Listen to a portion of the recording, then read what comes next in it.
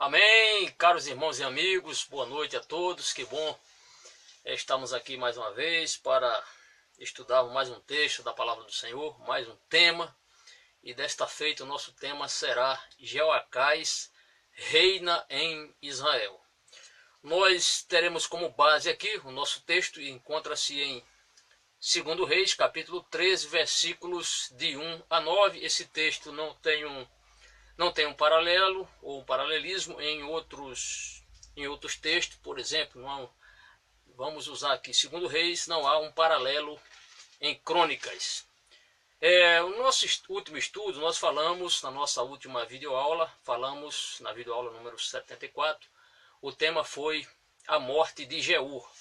Você acompanhou as aulas, você que acompanhou, possa assim me expressar melhor. Você observou que Jeú foi aquele rei, começou muito bem o seu reino, o seu reinado, quando ele extermina toda a casa de Acabe. Ali ele estava cumprindo a profecia do Senhor, que ele teria essa incumbência de desbaratar ou rechaçar a casa de Acabe. Isso aconteceu. Logo em seguida, após ele ter assumido o reino, ele começa então a sua administração, o seu reinado, e ali ele promove uma limpeza espiritual, podemos assim, banindo o baalismo de Israel. Porém, ele envolveu-se nos pecados de Jeroboão. Para os irmãos que não estão, ou você que está nos acompanhando a partir de agora, ou de alguns vídeos mais recentes para cá, certamente é possível que você não tenha assistido nas nossas primeiras videoaulas. Nas nossas primeiras videoaulas, nós abordamos essa questão. A questão de Jeroboão, falamos sobre Roboão e Jeroboão. E um dos piores feitos do reinado de Jeroboão foi quando ele mandou construir 2 bezerros de ouro ali para ficar, um em Dan, na parte mais norte do país, ou das tribos do norte. Nós sempre falamos na parte mais setentrional, mais ao norte. E já quase na fronteira com Judá, ele coloca ali um bezerro em Betel. O objetivo era que o povo não saísse das 10 tribos para cultuar Deus em Jerusalém. Isso aconteceu por vários reis, todos os reis a partir de Jeroboão foram idólatras, ou seja, aderiram ao culto aos bezerros de Jeroboão. Nós veremos que isto vai acontecer, aconteceu aliás com Jeú, e o seu filho Jeoacás vai entrar pelo mesmo caminho da idolatria. Infelizmente, isto vai acontecer, certo? Isso é importante, por quê? Porque quando nós chegarmos na questão do cativeiro, você verá que Deus tinha motivo de sobra para permitir que os inimigos de Israel, principalmente a Síria, levasse Israel em cativeiro. E você vai ver, você vai nos acompanhar, não sabemos quando, mas teremos ainda muitas aulas sobre esse tema que nós estamos falando, esse período chamado Nação Fragmentada, que começou no ano 930 e terminará no ano 586 a.C. Na verdade, esse tempo, lógico, já passou. Porém, para efeito aqui de data da nossa exposição, nós estamos ainda estudando este tema, certo? Período da Nação Fragmentada. Bem, no último estudo, só para trazer a sua lembrança aí, falamos sobre a morte de Jeú. Vimos que Jeú, ele dormiu com seus pais, o texto vai nos mostrar isso, e logo em seguida o seu filho reinará em seu lugar. O texto diz, no versículo 35 de 2 Reis, capítulo 10, diz: E Jeú dormiu com seus pais e o sepultaram em Samaria, e Jeoacás, seu filho, reinou em seu lugar. Pois justamente é sobre este filho de Jeú, este personagem chamado Jeoacás, que nós iremos tratar a partir dessa aula, ok? Vamos ao nosso tema, ao nosso assunto de hoje. Jeoacás reina em Israel. Você veja que nós estamos, de vez em quando, falando do reinado de Judá, aí pulamos para Israel, depois retornamos, estamos sempre nessa alternância, porque estamos estudando a Bíblia cronológica, os assuntos, estamos usando aqui a Bíblia cronológica, eu estou usando a Bíblia cronológica como para dar uma certa ordem aos fatos. Aliás, eu peço que se você quiser fazer um bom investimento, comprar uma Bíblia para você estudar e você entender, adquira esta Bíblia chamada Bíblia Cronológica, certo? E inclusive ela tem ainda de bônus aplicação pessoal. Então excelente ainda, fica melhor ainda essa Bíblia. Então faça um esforço, adquira, quem sabe no Natal você começa aí a pedir para os seus amigos aí, né? Olha, gostaria de ganhar uma Bíblia uma Bíblia dessa do pastor Moisés Câmara, né? Bíblia cronológica, né? Ditada pela CPAD. Com certeza será um belíssimo presente para você. Para você tanto para doar para seu amigo, como o amigo que vai receber esse presente que certamente nunca irá esquecer, certo? Então vale a pena você adquirir esta Bíblia, Bíblia cronológica, editada pela Casa Publicadora das Assembleias de Deus. Meus amados, nós vamos falar hoje, e o assunto eu já falei, já adiantei aqui para os irmãos, é Jeoacás, rei de Israel. E você verá que este personagem é o tipo de pessoa que só procura a Deus nos momentos de crise, né? Infelizmente as pessoas são assim, muitas pessoas são assim. Só se lembram de Deus no momento da crise, quando bate a crise, quando bate o problema, vem a tribulação, vem a luta, vem o desespero, aí as pessoas se lembram de Deus, né? Eu espero que você não seja uma dessas pessoas, tá certo? Não lembre-se de Deus apenas nos momentos de infortúnios, nos momentos de provações ou privações, mas você lembre-se sempre do Senhor. Bom, vamos ao nosso estudo. Então veremos que este jovem Jeoacás vai reinar Israel e será um personagem que tem uma fé somente aquela fé em tempos de crise. Você verá isso aqui no transcorrer da nossa aula. A nossa videoaula de hoje é a número 75 para aqueles irmãos que estão nos acompanhando desde o início, tá bem? Fique tranquilo que nós teremos muitas aulas pela frente, daqui a pouco, lá para a videoaula número 80, videoaula 85, se não me falha a memória, vamos começar a falar sobre o profeta Jonas, tá certo? O ministério do profeta Jonas, tá bom? Bem, enquanto nós não chegamos lá, vamos alternando, né? Vamos falar hoje sobre o Jeoacás, rei de Israel. Próxima videoaula vamos falar sobre Jeoás inicia seu reinado em Israel. Aliás, é o fim do reinado de Jeoás em Judá. Ok? Bom, vamos lá? Vamos lá então. Segundo Reis, capítulo 3, versículos de 1 a 9, nós veremos que este rei ele vai reinar do ano 814 ao ano 798 a.C. Bom, o versículo 1 de 2 Reis 13, vamos hoje estudar aqui breves versículos, a lição será muito rápida, não há um estudo muito profundo, mas de uma grande significação. Então vamos ao nosso versículo 1. O texto diz assim: no ano 23 de Joás, lembra-se desse personagem chamado Joás? Aquele rei, ele ainda está vivo. Joás é o rei, aquele menino rei, vocês estão lembrados? Aquele mesmo que foi protegido, foi cuidado ali, criou-se praticamente ali no templo do Senhor aos cuidados de Joiada. Muito bem. Então sempre o autor, tanto o autor de Reis como o autor das Crônicas, ele sempre faz alusão ao reinado seguinte. Se ele vai falar sobre o reinado de Judá, ele faz alusão muitas vezes ao rei, quem era o rei que estava em Israel. Se ele faz menção ao rei de Israel, vai falar de um rei de Israel, ele sempre faz menção ao rei de Judá. Ou seja, sempre comparando, mostrando entre um reinado e outro para ver em que época aquele rei que estava assumindo, em que época estava quem era o rei que estava reinando no outro reinado. E assim nós estudamos os livros, né, os 2 livros de Reis e também o livro das Crônicas, tá bom? Vamos lá. Então ele diz assim: no ano 23 de Joás, você já sabe quem é Joás. O Joás era o rei que estava reinando em Jerusalém ou em Judá. Ele faz essa referência. No ano 23 de Joás, filho de Acasias, rei de Judá, começou a reinar Jeoacás. E o texto diz, filho de Jeú. Você já viu, na nossa última aula nós falamos sobre isso. Né? Dormiu, vou fazer alusão novamente. Jeú dormiu com seus pais e o sepultaram em Samaria, isto é, a capital do reino. Isto aconteceu por volta do ano 814. E Jeoacás, seu filho, reinou em seu lugar. Então, na sequência, o mesmo autor de Reis, ele está fazendo alusão a este filho, de quem ele era filho? Do rei Jeú. Voltemos ao texto.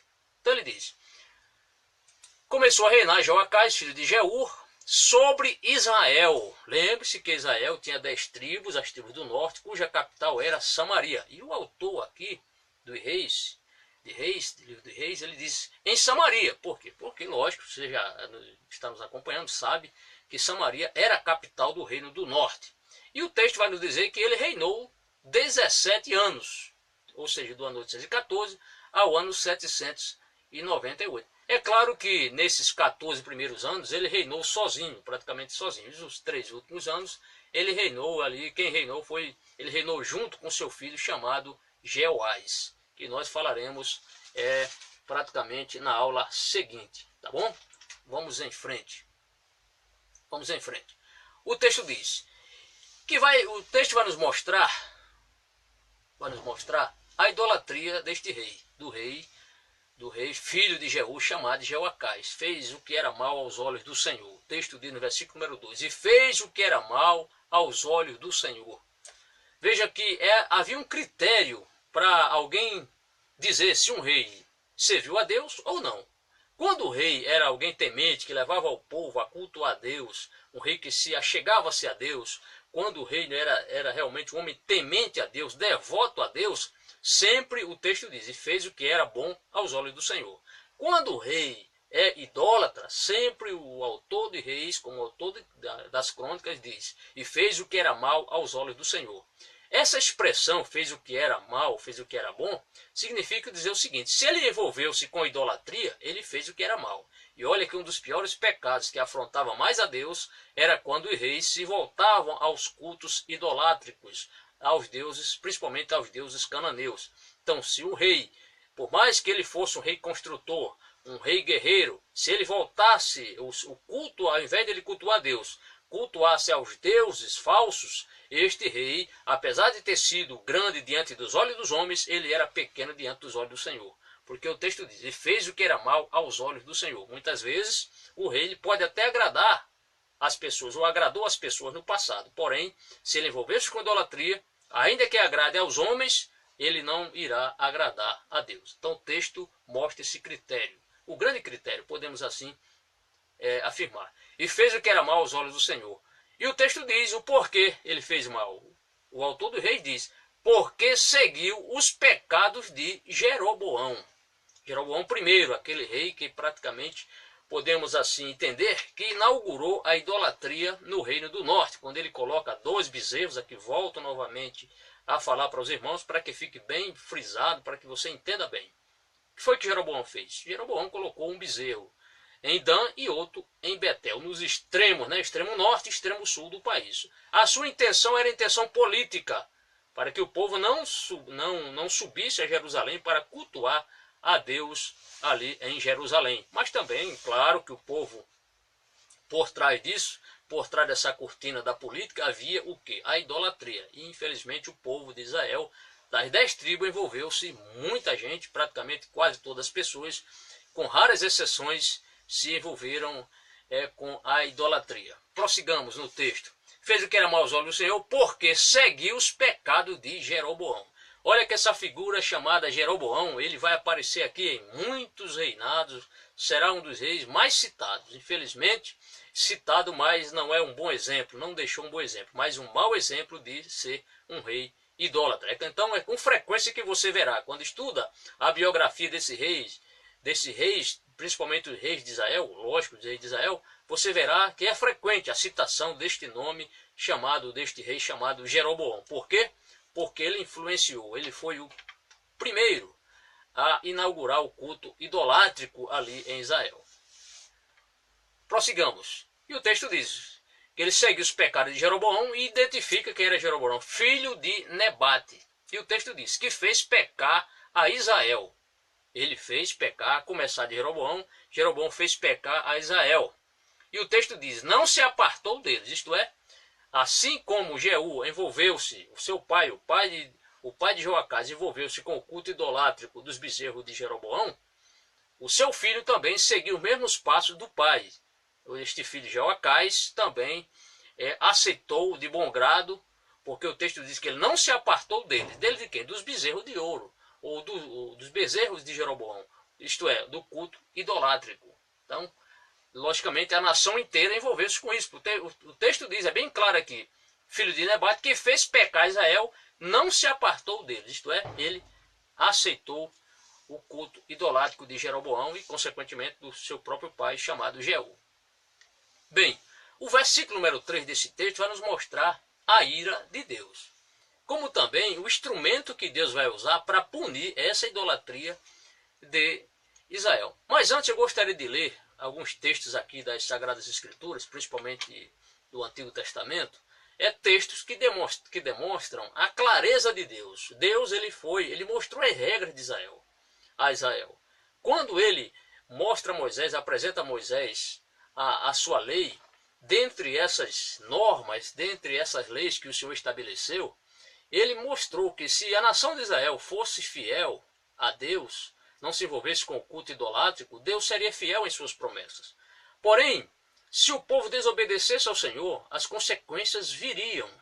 E essas consequências serão terríveis, conforme expressa a palavra do Senhor. Quero convidar você a, se caso queira, pelo menos se quiser anotar em um papel, tome nota, de um texto que vai nos mostrar esse castigo, eu digo esses no plural porque serão muitos castigos que iriam assolar a nação de Israel, caso essa se envolvesse com o culto idolátrico. Observe que Levítico capítulo 26, a partir do versículo 14, começa os castigos da desobediência.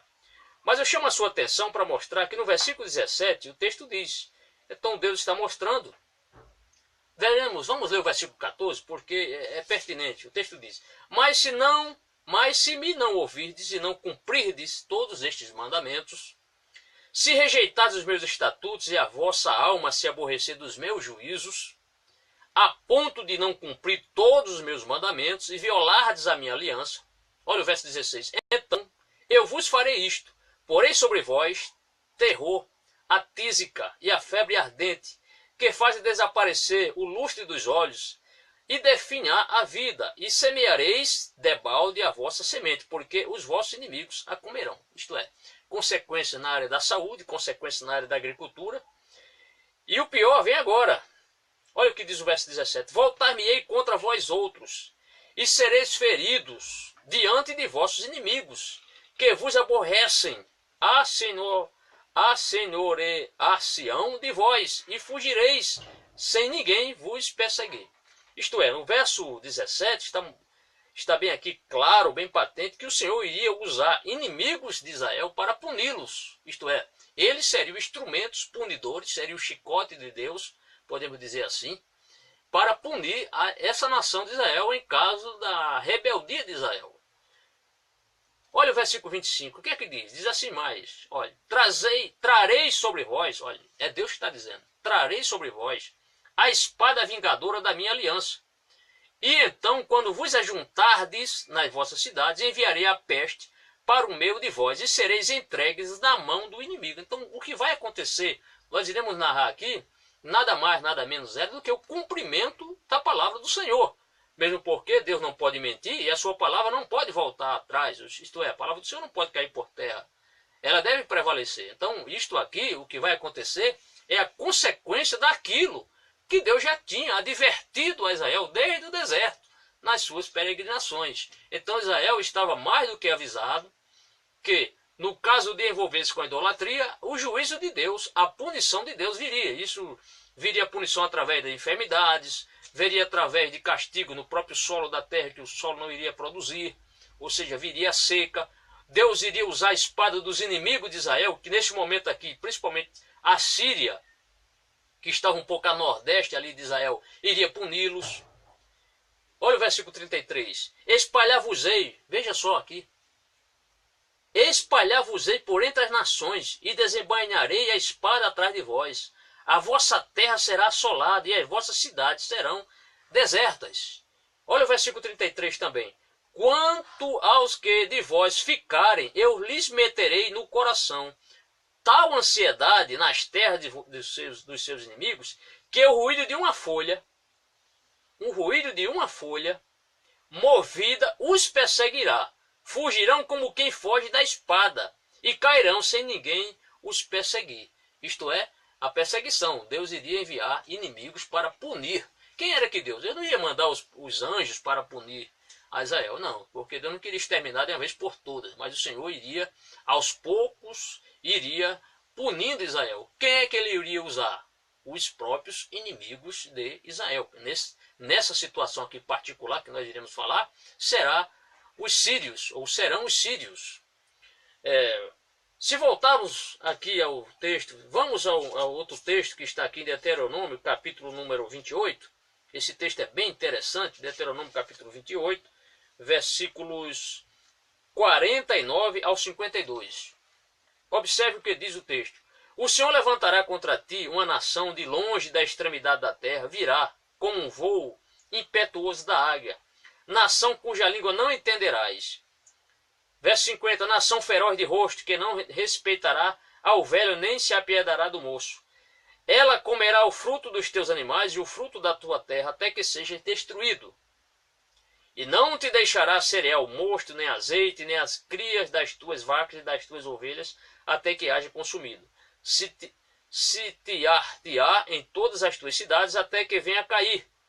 Em toda a tua terra os altos e fortes muros em que confiavas, e te sitiará em todas as tuas cidades, em toda a terra que o Senhor teu Deus te deu. Esse texto aqui está mais voltado para o cativeiro na Assíria. Mas tudo isso são advertências do Senhor sobre o que iria acontecer caso a nação de Israel esquecesse do Senhor, caso ela se envolvesse com a idolatria, isto é, aos cultos aos deuses cananeus. Então o abandono do Senhor traria profundas e funestas consequências, terríveis consequências para a nação de Israel. Então o texto, a partir do versículo 3, nós veremos que no reinado de Joacás, o Senhor vai permitir que a Síria, a nação chamada Síria, faça várias incursões, entre em conflitos com Israel e destrua Israel. Você verá aqui que realmente, como o exército de Israel, será reduzido praticamente a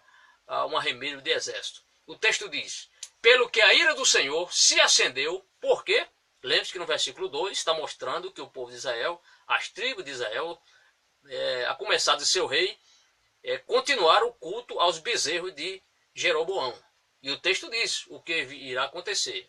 Acompanhe o versículo 3. Pelo que a ira do Senhor se acendeu contra Israel, o qual deu-os, olhe, observe, o qual quem? Deus deu a ele, o qual deu-os na mão de Azael. Isto é, Azael seria o chicote do norte do Senhor. E o texto diz, Azael, rei da Síria. Esse nome Azael não é nenhuma novidade, já ouvimos, já falamos sobre esse personagem, aquele mesmo que teve aquele contato com Eliseu, estão lembrados? E Eliseu chorou diante dele, e ele perguntou, por que choras? E Eliseu mostrou, porque eu sei do duro castigo que tu irás fazer com a nação de Israel. Então isto aqui é cumprimento da palavra do Senhor, cumprimento da profecia de Eliseu e cumprimento dos textos que nós acabamos de ler. Isto é, seria o resultado da desobediência, o resultado da idolatria que Israel iria mergulhar nesse culto idolátrico, e a consequência do Senhor certamente viria. Pelo que a ira do Senhor se acendeu contra Israel, o qual deu-os na mão de Azael, rei da Síria, e na mão de Ben-Hadad, filho de Azael. Você pode dizer, pastor, mas o senhor já leu que Ben-Hadad era um rei da Síria e foi morto por Azael. Agora estamos tratando de outro Ben-Hadad. Esse Ben-Hadad, nesse caso aqui, é Ben-Hadad que tem o mesmo nome daquele outro rei, cujo trono foi usurpado e tomado por Azael, conspiração de Azael, que Azael o matou. Agora ele coloca o nome daquele rei do seu próprio filho. Então o texto está mostrando aqui, rei da Síria, e na mão de Ben-Hadad, filho de Azael, todos aqueles dias. Isto é, aquela síndrome do pecado e julgamento não tinha sido ainda debelado, continuava. Então, pecado, a síndrome do pecado, julgamento. Isto é, cometer o pecado, logo viria as consequências, iriam continuar. Então, entenda que Azael, ele será o instrumento, ou foi o instrumento da ira divina para punir Israel. Por quê? Porque a palavra do Senhor deveria cumprir-se integralmente. No versículo número 4, nós veremos que no meio daquela triste situação, daquelas guerras e de triunfos de Azael sobre as tribos do norte, nós veremos que numa situação de desespero, no momento ali de crise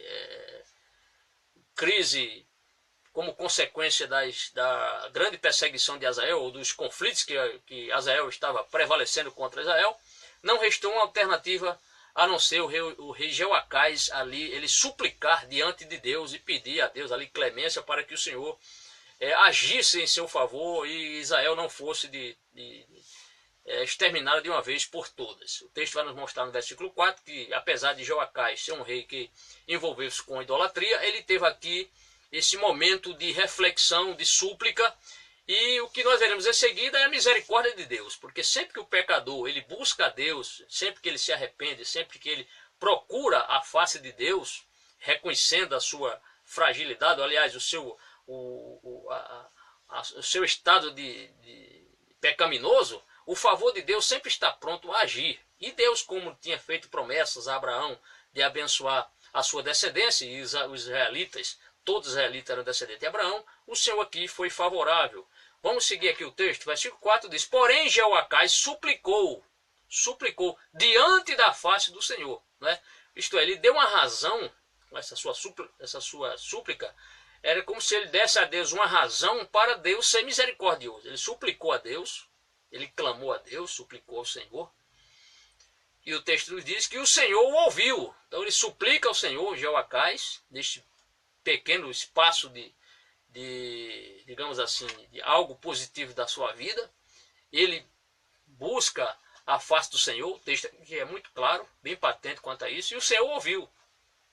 E o texto vai dizer, pois viu a opressão de Israel. Então Deus viu que Israel estava debaixo da opressão da Síria, porque os oprimia o rei da Síria. Isto é, o próprio Deus estava vendo que aquele vaticínio estava acontecendo porque eles estavam punindo, porém, como consequência dessa súplica do rei, em ter buscado a Deus nesse momento aqui de um pouco, digamos assim, de lucidez espiritual, quando ele volta-se para Deus, suplica para Deus, o Senhor então lembra-se e Deus tem misericórdia. Porque o texto diz, porque o Senhor viu a opressão. Aquele mesmo Deus que viu a opressão dos egípcios sobre Israel, é o mesmo Deus que está vendo agora a opressão de Israel, que Israel estava sofrendo, né, debaixo da mão potente ou do chicote da Síria. Então o Senhor vai aqui ser favorável. É isso que o texto vai nos mostrar. No versículo número 5, o texto vai nos mostrar aqui algo interessante. É que o texto vai mencionar aqui algo muito interessante para nós. Por quê? Porque o texto vai nos mostrar que o Senhor vai levantar aqui uma pessoa, não nesse tempo, não nesse momento de Joacás, mas futuramente. E sobre esse texto aqui nós temos algo ainda interessante para falar para os nossos irmãos que estão nos acompanhando. Por quê? Porque o versículo número 5 vai dizer o seguinte, e o Senhor deu um salvador a Israel. Então no momento dessa súplica de Joacás, em desespero por ver que as tribos do norte estavam perdendo as batalhas contra Azael, rei da Síria, ele então suplica o Senhor, e o texto vai nos mostrar Deus agindo aqui. E o texto diz, e o Senhor deu um salvador a Israel, e os filhos de Israel saíram de debaixo das mãos dos sírios, isto é, saíram debaixo da opressão, e habitaram nas suas tendas como dantes.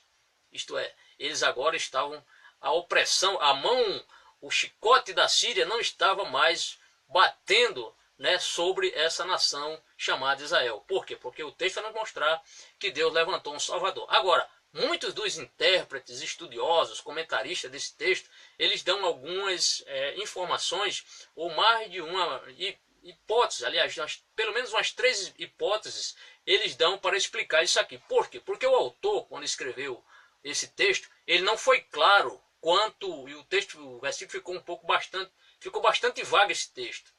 Por quê? Esse versículo? Porque não vai apontar quem é esse Salvador que o texto aqui nos revela. O texto diz, o Senhor deu um Salvador a Israel. Mas que Salvador? Então, segundo alguns comentaristas e intérpretes dessa passagem bíblica, ele diz o seguinte, pode ter sido o rei Hadad e Mirari, ou Mirari III, que era um rei da Assíria, que ele estava agora voltando suas tropas da Assíria contra a Síria. Isto é, se a Síria, nação da Síria, estava oprimindo Israel, e agora este rei da Assíria estava oprimindo, ou pelo menos procurando, ou já havia movimentos de guerra contra a Síria, lógico que eles agora iriam voltar à frente de batalha. A frente de batalha não seria mais sobre Israel, mas ele deveria voltar-se agora contra esse inimigo externo que possivelmente estava já havia já rumores ali de guerras, de combate, de marchas contra a nação chamada Síria. Essa é uma hipótese. A outra hipótese que pode estar acontecendo, o que deve ter acontecido nesse período, é a própria morte do rei Azael. Com isso é hipótese de alguns comentaristas, são alguns comentários que eles fazem, né, de acordo com a interpretação deles. Outra hipótese, a segunda, é que eles se referem a este Salvador seria a morte do próprio Azael, porque Azael estando morrendo, é claro que isso enfraqueceria o prosseguimento no combate da Síria contra Israel. Mas é apenas uma hipótese, não vamos aqui defender essa hipótese, nenhuma nem outra, porque o texto não é muito claro, o texto é vago nessa situação, e não apontar quem de fato era o Salvador, que o texto mostra aqui no versículo 5. A outra hipótese, que talvez seja mais aceitável, é que este Salvador, de fato, era o próprio filho de Jeoacás, que iria reinar em seu lugar, o rei chamado Jeoás. E isso tem uma aceitação maior, porque veremos que essas perseguições não irão mais continuar, pelo menos Jeoás vai aqui prevalecer, pelo menos vai dar trabalho aos sírios diante de conflitos que a Síria vai se levantar contra Israel. Então a maior hipótese, a hipótese mais aceitável de alguns comentaristas, é que este Salvador seria o próprio filho do rei Jeoacás. Mas não podemos defender e dizer que porque o texto não é claro nesse ponto, não cita quem é esse personagem. Muito bom. Bem, a partir do versículo já no prosseguimento, acabamos de ler o versículo 5, nós agora nos voltamos para o versículo 6, e o versículo 6 vai nos mostrar que Jeroboão, de fato, ele é um tipo de pessoa que esquece dos favores de Deus. Tem pessoas assim, que na hora da aflição, na hora da prova, nos tempos de crise, né, usam a fé para que recorram a Deus. Tudo bem quanto a isso. A pessoa tem fé, está desesperada. O nosso socorro, o Senhor é o socorro bem presente na angústia. Porém, a questão aqui no versículo 6 apresentado é que ele esqueceu-se do Senhor. Isto é, após esse livramento que o Senhor deu a ele, ou a nação, as tribos, ele voltou novamente às práticas idolátricas de outrora. Então ele começa novamente a servir, ou pelo menos a adorar, a reverenciar, a se prostrar, a servir, né, a estes bezerros levantados por Jeroboão. Observe o verso 6, o texto diz, contudo, não se apartaram dos pecados da casa de Jeroboão. Então volta novamente aquele culto idolátrico. Contudo, não se apartaram quem? O rei e a nação e as 10 tribos do norte. Contudo, não se apartaram dos pecados da casa de Jeroboão.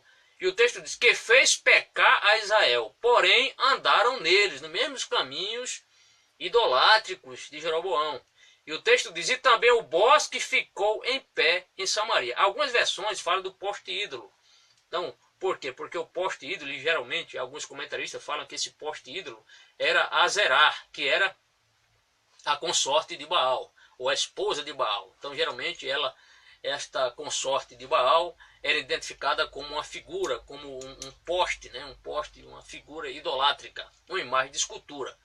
Então, na nossa Almeida Revista Corrigida, o texto diz que também o bosque ficou em pé em Samaria. Porém, em algumas versões fala que também o poste ídolo ficou em pé em Samaria. Por quê? Porque era uma imagem de escultura.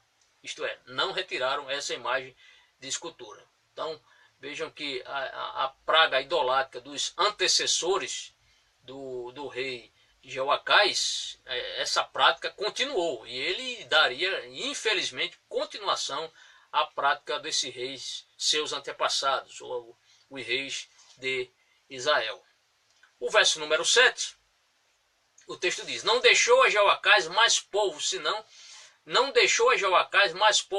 só 50 cavaleiros. O que o autor está aqui mostrando é o seguinte, o resultado desses conflitos da Síria contra o rei do norte, contra Israel. O que aconteceu? Todas as vezes que Israel envolvia-se com guerra na Síria, neste período da idolatria desses reis, particularmente agora aqui sobre Jeoacás, todas as vezes que eles iam lutar, a Síria prevalecia. Com isso, o que estava acontecendo?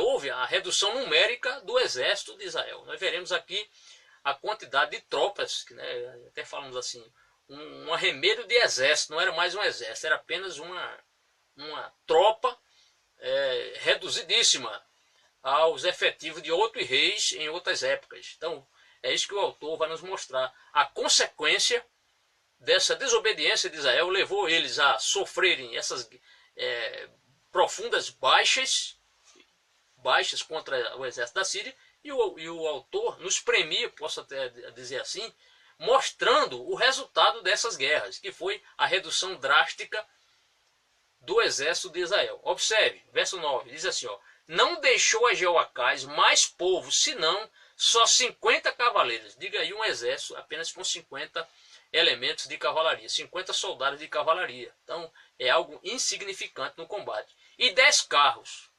Veja só, 10 carros. Dá para alguma coisa 10 carros de combate? Não dá para nada, não dá nem para o início da guerra. E o texto diz, e 10.000 homens de pé. Homens de pé significa infantaria, tropa a pé, certo?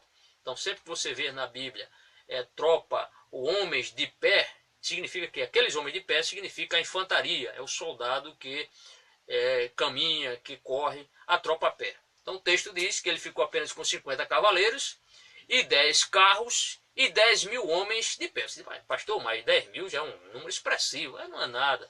10.000, nós vimos aqui de reis que tem 1 milhão de soldados, né? Então praticamente aqui está reduzidíssimo esse efetivo de Israel.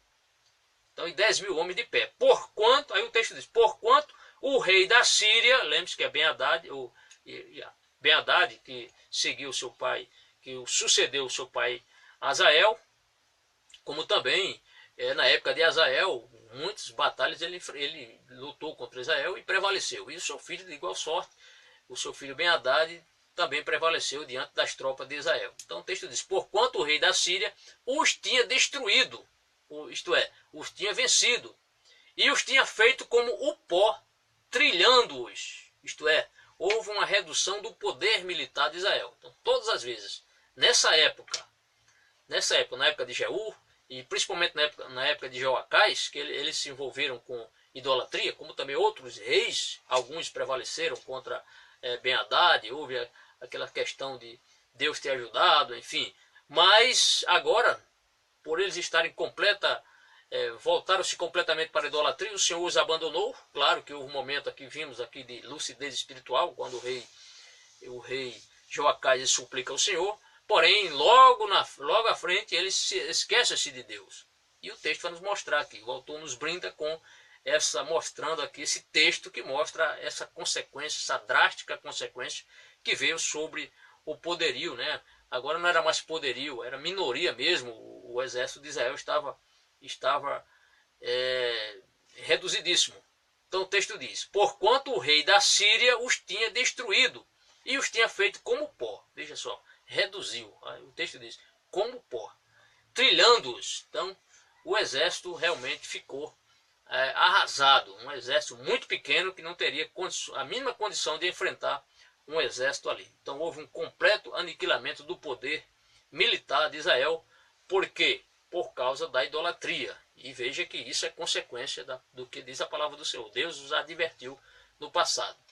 Depois vamos para o versículo número 8, e o autor diz, ora, os mais atos de Jeoacás e tudo quanto fez mais, e o seu poder, porventura não estão escritos no livro das crônicas do rei de Israel. Sempre essa passagem, geralmente no final dos reinados, essa expressão ela é muito repetitiva, né?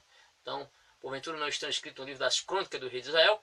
E no versículo 9 já é a nota obituária de Jeoacás. Então o texto vai narrar a morte dele, o seu sepultamento, e logo em seguida o seu filho que ascendeu ali ao trono. O texto diz, Jeoacás dormiu com seus pais e o sepultaram em Samaria, que era a capital do reino do norte. E o texto vai dizer, e Jeoás, seu filho, reinou em seu lugar.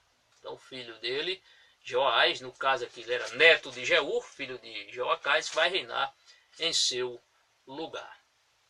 Bem, amados, o que nós podemos aqui extrair para nossa vida espiritual é a questão de nós mantermos a nossa fé inabalável no Senhor em todas as situações. Não seja aquela pessoa que procura Deus apenas nos momentos de crises, de grandes crises espirituais, mas que procure servir a Deus sempre, com crise ou sem crise, servindo a Deus. Não se permita também ser influenciado por pessoas que não têm compromisso com Deus. Vemos aqui que o rei Jeoacás, ele se permitiu ser influenciado por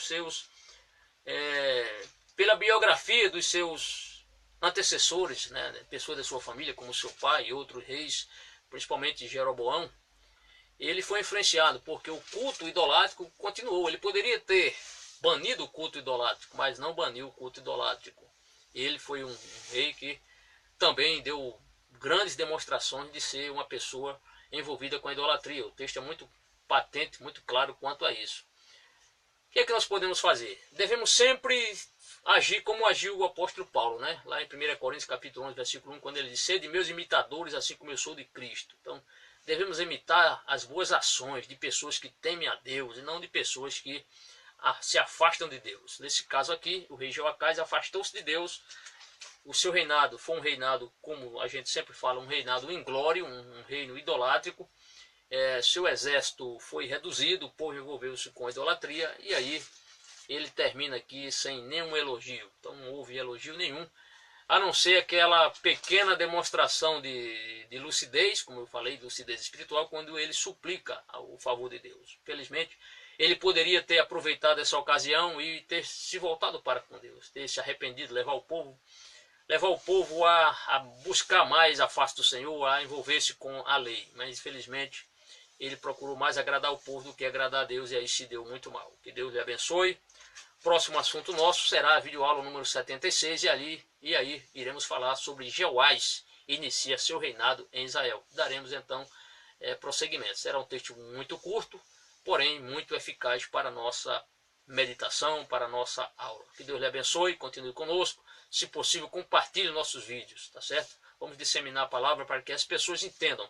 Isso é importante porque quando chegarmos no cativeiro, nós teremos razões de sobra para entender que o que Deus fez, o que Deus permitiu, quando Deus permite Israel ir para a Síria, de onde nunca mais retorna, nada mais, nada menos é do que o cumprimento da palavra do Senhor. Por quê? Porque o povo, ao invés de escolher o caminho da paz, o caminho para servir a Deus, escolheu o pior caminho, o caminho das trevas, o caminho da desobediência, o caminho da idolatria. Infelizmente, em pleno século XXI, nós vemos o nosso Brasil envolto com tantas e tantas idolatrias. Não seria por isso que o Brasil está sofrendo tanto? É algo a meditar, com certeza tem algo a ver, porque o povo muitas vezes deixam de servir ao verdadeiro Deus para servir às imagens de escultura. Quantas e quantas pessoas se matam, muitas vezes, nos cultos idolátricos, quando as pessoas vão para suas procissões carregando imagens de esculturas, estão servindo a um Deus que não é Deus. Mas sirva ao verdadeiro Deus, e aí você terá Deus na sua vida. Que Deus lhe abençoe, em nome do Senhor Jesus Cristo. Até a próxima.